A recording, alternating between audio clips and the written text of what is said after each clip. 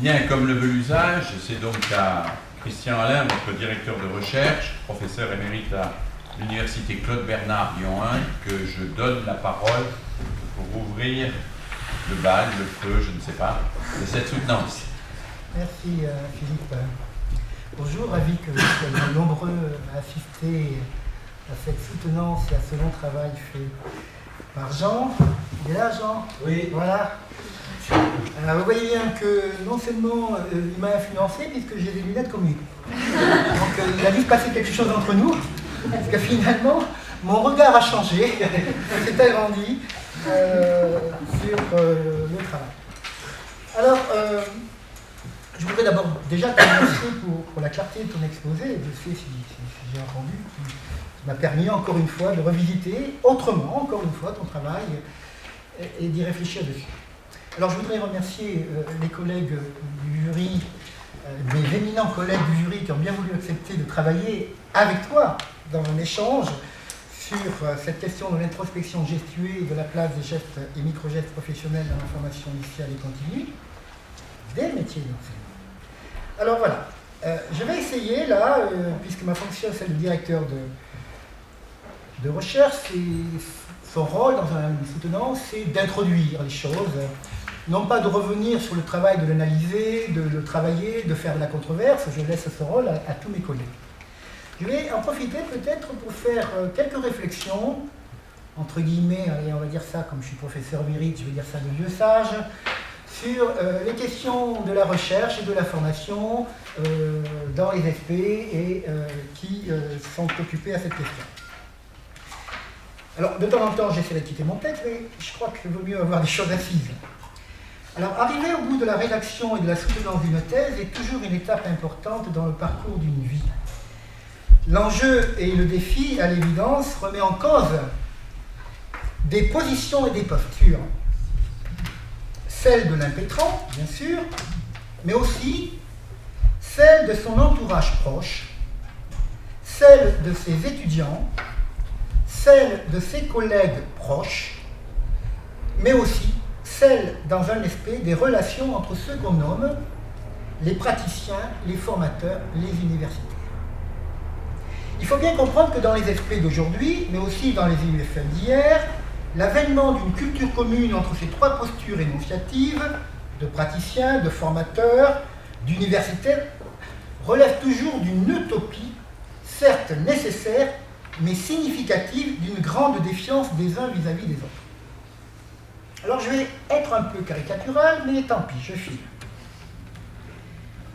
Pour l'universitaire, le praticien est un résistant obstiné à la théorie qui ne veut pas bouger et innover sous l'éclairage des lumières que lui, l'universitaire, s'échine à lui apporter. Quel scandale. Pour le formateur, l'universitaire n'a pas le vécu de la pratique que lui au moins possède et qui lui donne la garantie de la vérité. Problème pour ce formateur, c'est qu'au bout de quelques années, il subit l'éloignement de la pratique quotidienne. Conséquence, ses souvenirs de praticien s'estompent, il tente alors de les remplacer par la recherche des lectures théoriques qui confortent son empirisme, mais sont souvent mal digérées et appliquées sans véritable discussion critique.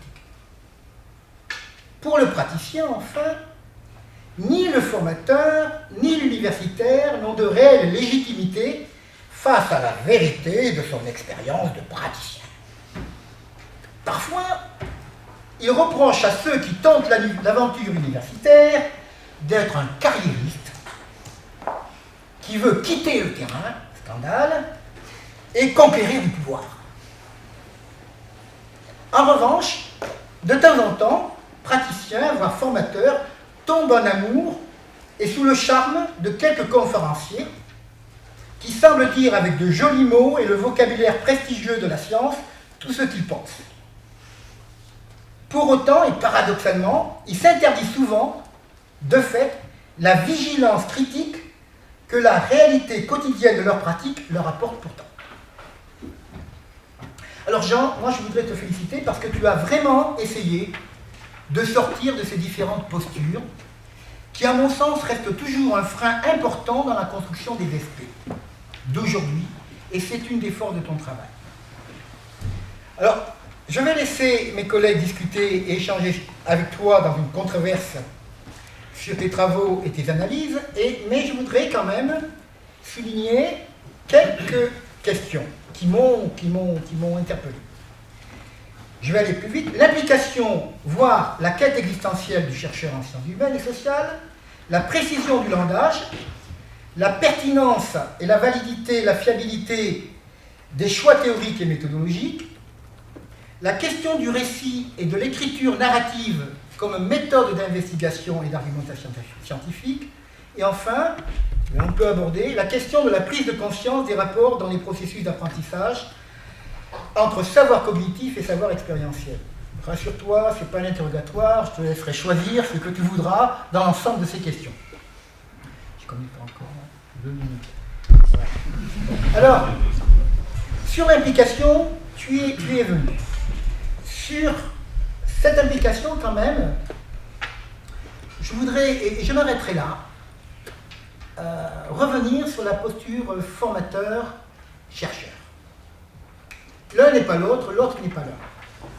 Et je vais te donner 2 ou 3 pensées. Tu as eu l'amabilité de signer, de prendre une pensée dans un ouvrage que je vais publier d'ici la fin de l'année ou début de l'année prochaine. Il va paraître, il est à l'édition en ce moment, où je mets quelques pensées qui me viennent comme ça, qui me sont venues comme ça.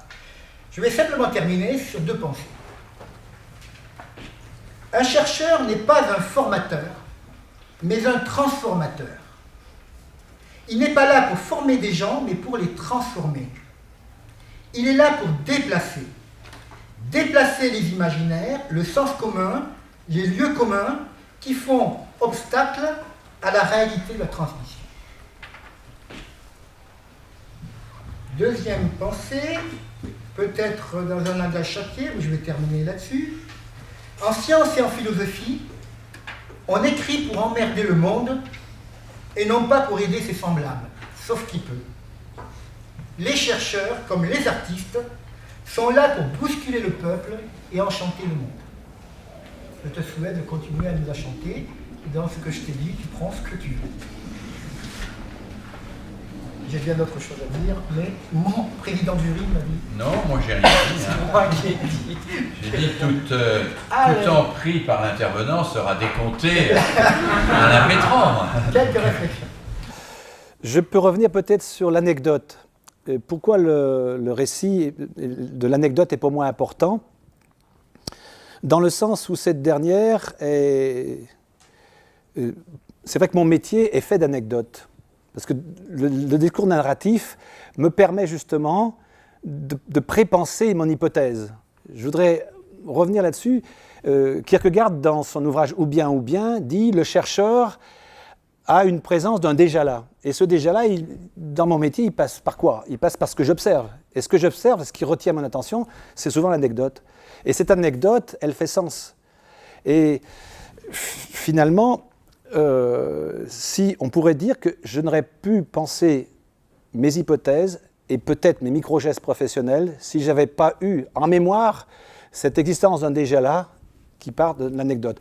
L'anecdote, il y a une autre dimension, c'est que dans le travail du tiers ami, très souvent, quand le novice se regardait et qu'il ne voyait pas quelque chose, on arrêtait la vidéo, c'est pas moi qui arrêtais, c'était le tiers ami, et le tiers ami disait « Mais tu ne te rappelles pas Lacan?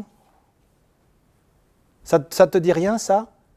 Et quelque part, c'était justement cette idée de situation miroir, comme dit Jacques Quesnier, dans cette idée d'écoïsation, qui fait que l'étudiant, dans cette anecdote, se revoyait par l'image de ce qu'il avait pu voir ou en cours ou par rapport à son camarade. Et je pense que il y a le niveau, tu m'as un petit peu orienté sur le niveau expérientiel ou le niveau cognitif, quelque part, enfin un peu plus intellectuel. Et finalement, il y a les 2 aspects qui sont tout le temps intermélangés. Et dans l'observation, on a besoin des 2. Et pour moi, le discours narratif avait son importance et son incidence. Mais je ne veux pas faire plus longtemps. Merci.